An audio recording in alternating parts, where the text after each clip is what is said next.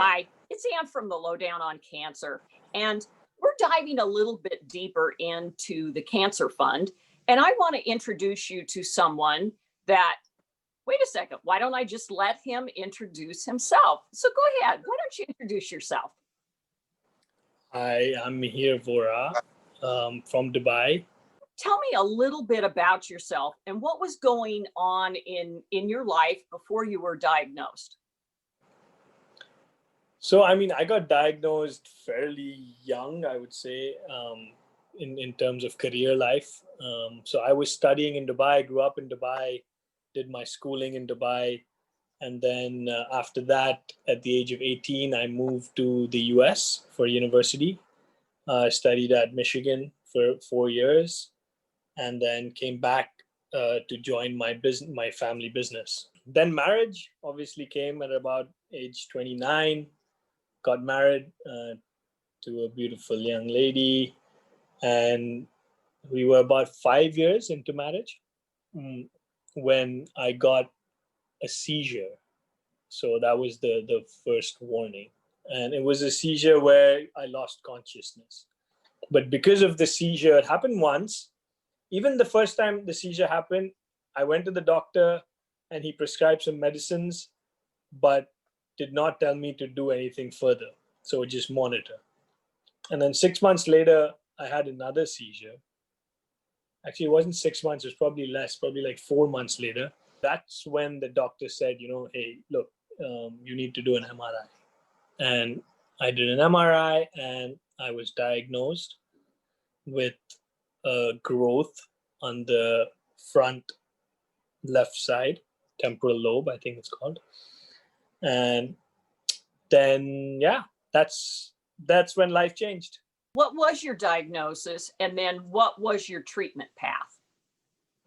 So the diagnosis was something, it's under the larger category of gliomas, but it's called an oligodendro glioma, which is generally supposed to be quite a slow growing tumor if it's in, like, obviously stage 1, stage 2. And so what I first did was I went to my hometown of Mumbai and I got a surgery done there to remove the mass. And what happened at that point was, when we did the path report, one of the hospitals called it a grade 2 and another hospital called it an anaplastic potential grade 3. The first 6 months of dealing with it was obviously a shock. I mean, it was like a world crash. After the first surgery, they told me do chemo and radiation. This was in Mumbai. But I wanted a second opinion. Look, let's try to get a second diagnosis, but let's not do it in India. When we actually went down to the US, so the next thing we did was, after we didn't do the chemo radiation, we said, no, you know what, I want to go take a second opinion. So I went to Memorial Sloan in New York. Even then, the onco at MSK, who we first met, he said, look, first let's verify whether it's stage 2 or stage 3. That's the first step. Because even we went there thinking, if we're going to do chemo and radiation, I might as well do it in the US, not in I did not think that they were going to diagnose anything different, to be honest. But then he told us about this technology, and what he did was he made us get the samples from India, fresh samples couriered from India to them, so that they could do a retest. They did not just believe the report. They did the research, and then he said, look, in our lab, what you've sent here is also a grade 2. So that opened up a whole new avenue of possibilities. And he said, if you don't mind, I'd like to get in there for another surgery. And so he said, with this technology that we have here, I want to get all of it out. Because in India, they said the doc said he removed about 90%, 90 to 95%. And he said there's still some left. but he didn't take it out at that point due to some nerve. And then the onco at MSK said, look, we'll do another MRI. We'll get in there a little bit more deeper, and let's try to remove as close to 100% as we can. So we did a second surgery in Jan of 2018. 2019. 2018 August was the first surgery, 2019 Jan. So he's put me on a wait and watch program since then. So every 6 months I do an MRI. What led you to look for it, and how did you find us? So how I reached you guys was through the journey of doing a lot of charity and donating to a lot of hospitals, a lot of clinics, a lot of causes.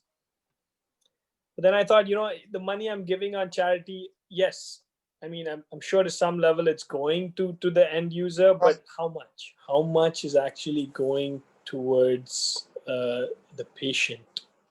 That's what led me to find you guys. I was looking for people that are on the startup level and, actively on the ground level, investing in organizations and companies that are doing things to try to assist end users, the actual patients, people like me and you, and that's where I found you guys. From your perspective, and this is just from your perspective, what do you think is missing in the field of cancer charity and cancer research?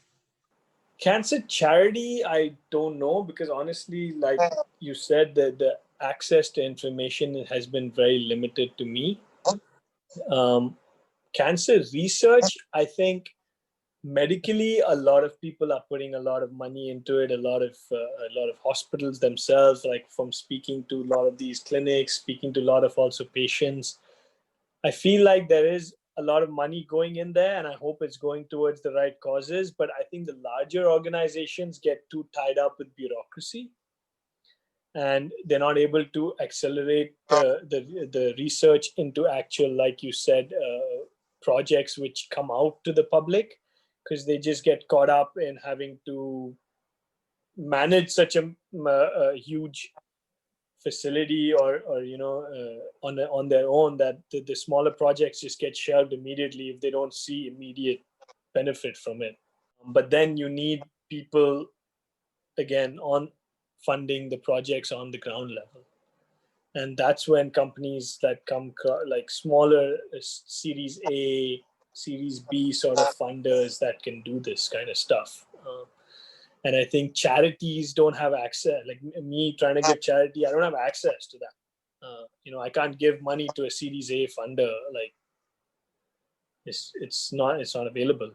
You found us because you were looking to, I think like me, invest in something that was impactful.